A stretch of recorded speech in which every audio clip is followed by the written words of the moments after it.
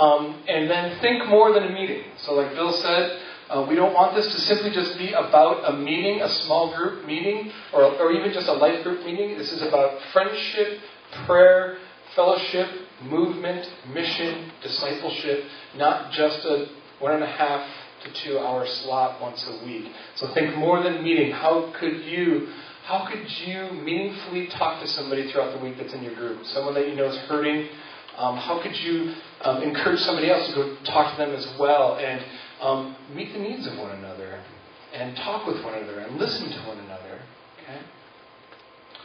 And this is one last important aspect of this, is that we think that one of the ways in which leaders are going to develop here at Faith Community is through small groups. And what we'd like you to be looking for are people's gifts. Watch people's gifts. And then encourage them and let us know when you see, oh, so-and-so does this, they've been gifted by God to do this. You need to be talking to them and encouraging them to do this, because God has given each believer gifts to give to the church. There's a couple that Deej and I have come to know pretty well, and we want to know them more and more. And the wife is extremely quiet, wonderfully quiet. But she's wonderfully quiet. She's wonderfully quiet. Not you, this other wife. She's wonderfully quiet, okay? Let me continue on, okay? You guys are weird. Okay. She's wonderfully quiet, alright? But when you go to her house, and we've been invited to their house, she's extremely hospitable, welcoming. You feel comfortable and hosted well there. She's extremely interested in you because she's humble. She doesn't want to talk so much about herself. And even though she's extremely quiet, she was set up to be a host down at the riverfront when we were down there at the waterfront.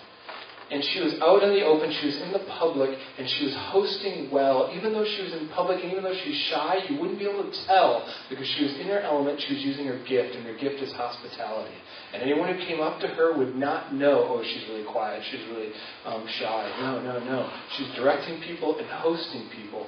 Watch for people's gifts. Watch for them in your group. Okay, and take note of them. And if you see somebody who's really good at getting conversations going, oh, you could be the next leader. You could be a life group leader. Right? So look for this. One of the ways in which discipleship and leadership will converge is with life groups and life group leaders looking for other leaders and looking for other gifts in other people. Okay? Did that explain it? Is that all right? Is that better? Seriously, I don't know what I said. Jeez. We'll talk later. Okay, thank you.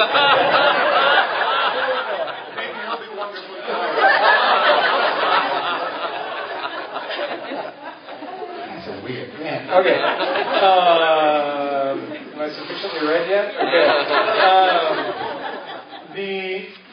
I don't know if any of you have identified an apprentice yet, or if you have an apprentice in your group or going forward. If not, that's okay. Some groups will have them, some groups won't have them. We just want to talk through just a little bit of what an apprentice could be doing. Okay, an apprentice, if you have somebody right now that is, you're going into a life group, you've been in a small group before, and you're transitioning into a life group, and you know that there's somebody else that you want to work with and unleash them and deploy them, okay, to lead another group, these are some things that they can do. That an apprentice will be preparing to become a life group leader. Okay. And they're going to support you as the leader.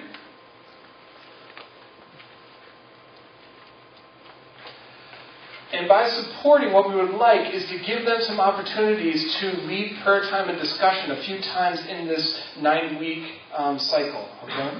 In this 9-week time, this 9-week study, allow the apprentice and ask the apprentice to lead a prayer time and lead some discussion times throughout this. And then give them feedback. They would also be recording prayer requests and emails, and then email those prayer requests out to the group and make sure that things are being prayed for, at least getting the information out there so things can be prayed for. And then this probably won't need to happen after the first 4 weeks, but if you have changes or whatever, the apprentice will be keeping track and letting people know when the meeting times are, or when the service project is, and what the details are about the service project. And so try to look for somebody who's got some organizational skills there for the apprentice, right? So don't have Steve do it, right? Good. Okay. And the apprentice will also commit to praying for the group after hours, after the meeting time, okay, for the different requests. Okay. And so I don't know how many that applies to right now, but this is a direction that we'd like to go in looking for apprentices as we keep working with the life groups. Okay. Now, one last bit, and then we'll come back to questions. Okay. I keep saying that. I'm just trying to keep you there. Okay. You are going to receive and be going through, thank you, a workbook. This is the workbook. Okay, this is the missional workbook. Connect, Grow, Go, a missional workbook, or a workbook for missional living. And what this is that this is a collection of the biblical passages that we're going to be preaching on for the next 10 weeks. Specifically, there are 9 passages in here. The first week of the 10 weeks is just an introduction to the series and all that kind of stuff. But there are 9 weeks of sermon passages in here. Devotional questions. Okay, devotional days. And then life group questions in this. You should have received, or at least picked up on the way in, a stapled copy of a photograph, or a photocopy of this. You can look at that right now as an example of what this workbook will be like.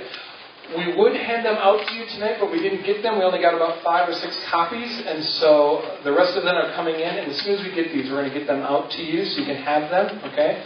But what you have, yes, Pastor Simon? Week 1. Yes, you only have week 1. Okay, you have an example of week 1 in there. Okay, in front of you, of this workbook, which has. It should look like that, the cover, Connect. And then you've got Psalm 130, which is the first passage that we'll be preaching on and going through. Then there'll be an introduction, and then you have day 1 is the devotional that you do personally, that everybody in the group does personally. Okay, day 1, there are 5 devotions like that, with readings and questions based on the passage that was just preached on. And then, let's see, what page is that? Life group time. Page 19 is life group time. There you have discussion, questions, and things for your life group to go through. Okay?